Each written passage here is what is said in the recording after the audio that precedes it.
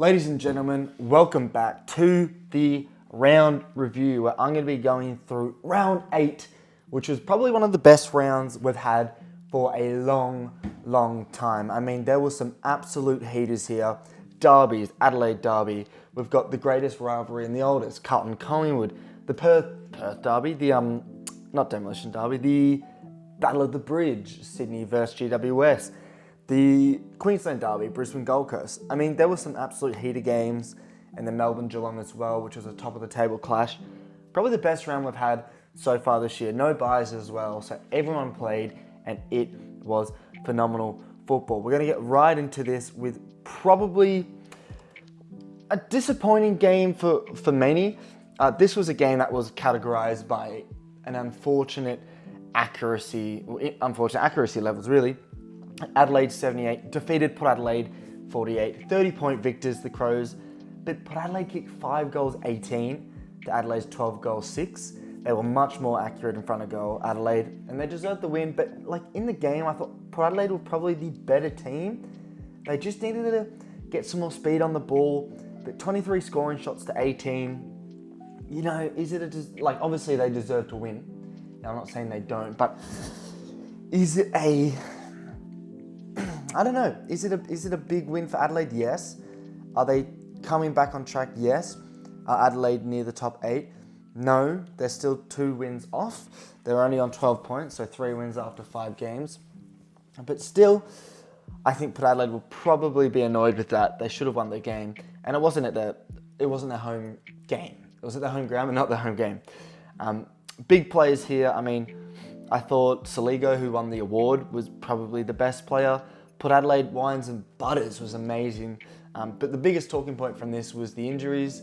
They have lost Connor Rosie to a hamstring. They lost Georgiades to a knee and an ankle. Todd Marshall, I believe that was how it all went.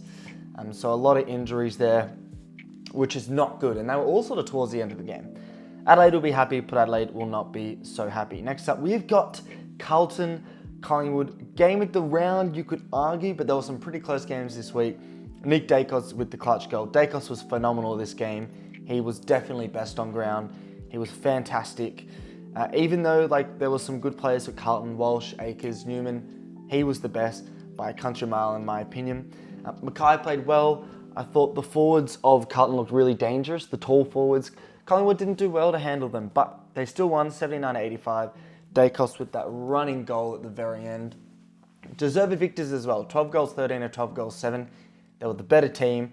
And unfortunately for Carlton now, they find themselves 2 points ahead of Collingwood after 8 games. You know, I feel like this, the general consensus of the season so far is Carlton have had a pretty good season and Collingwood have had a pretty poor season. But they're only 2 points off each other. So a win for Collingwood next week and a loss for Carlton will mean that Collingwood jump ahead on them the ladder. 8th and 9th place they are respectively. Carlton just in the 8. Collingwood just outside.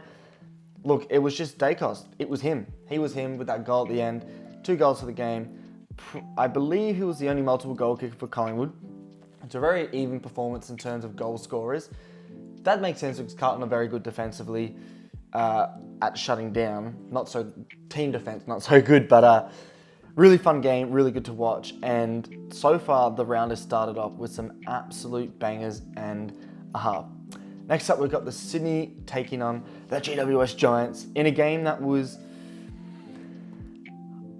unexpected, I think. I think the Giants, once they lost Tom Green, it was a bit... But I didn't expect Sydney to roll over them like they did. It was comfortable. It was...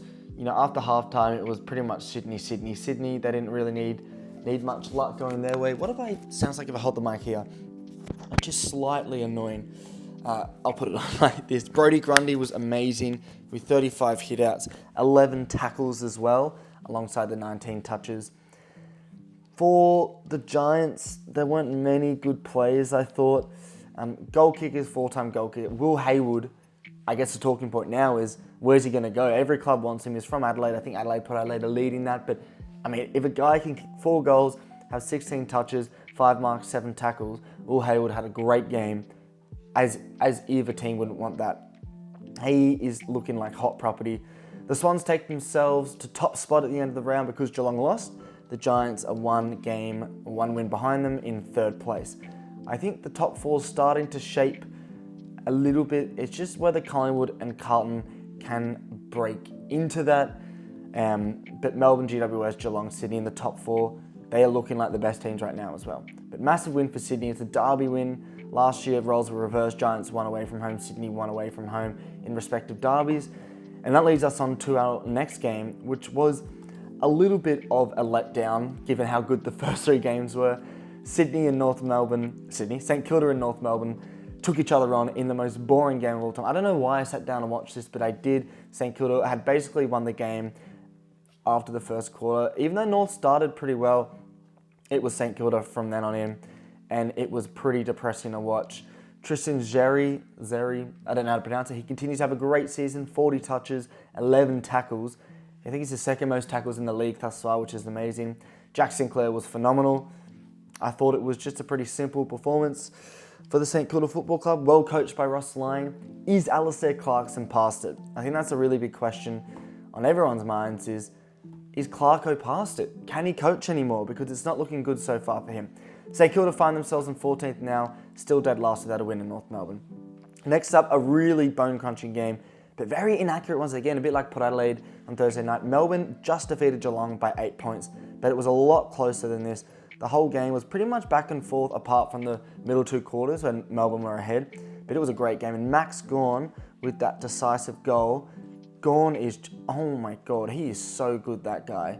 Max Gawn is, you could argue, he's the best player in the competition. That's how fucking good he is. He dominated Richmond, and he does well for the Cats. The Cats had some great contributors, Atkins, Holmes, Guthrie, some not lesser known names, but I feel like they don't have any star players performing right now, which I think is actually more impressive that they're doing so well. But they get their first loss against the Melbourne side. It was stingy, great defensively, and Melbourne find themselves in the top four now, having only lost the 2 games with a great percentage. Melbourne were good. They were just a little bit better when it mattered. I feel like they just won it when it mattered. But it was very much up in the air of who could have won this game. We'll move swiftly on to West Coast Essendon. Now, I was going to move past this game really quick, but West Coast came back. They came back. I mean, at halftime, it was around a 20-point lead, and three-quarter time, it was about like a 15-point lead. And then they kicked the last goal of the game. They just needed one more goal to draw it. But I think Essendon were pretty comfortably the better team throughout the whole day. Away from home, it's actually an impressive win. The midfield is where it was won, though. I think Parrish, Martin, Merritt, Dersma, all those players were phenomenal. The ruck as well. They were just great. I mean, Merritt is having a brilliant season. 3 goals, 29 touches. BOG for me. And then Waterman continues his great goal-kicking streak with 3 goals as well. Essendon are in 5th place on 22 points, given the draw against Collingwood. They are 1 win off top 4, but I think the thing is their percentage is 95. No one else in the top 8 has a percentage under 109. Carlton's the second lowest with 109.8. The next lowest is Essendon with 95.2. To give you context, that is worse than St Kilda's percentage of 96.4. But the important thing is they have points on the board. But there's always a little bit of a concern with the underlying percentage of that really tells you how good a team is. But good win for them. West Coast find themselves probably back in the pack of the wooden spoon fighters.